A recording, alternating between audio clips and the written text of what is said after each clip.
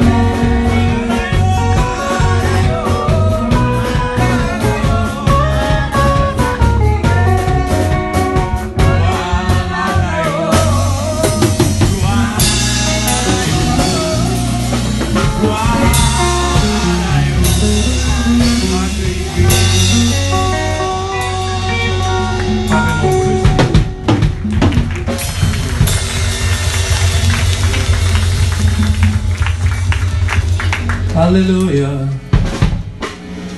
Qu'on a nous pour nous entrer dans la partie musicale là, ça va avec vous à la gloire de Dieu parce que. Donc, on est là, c'est le moment pour nous entendre les dames de l'église.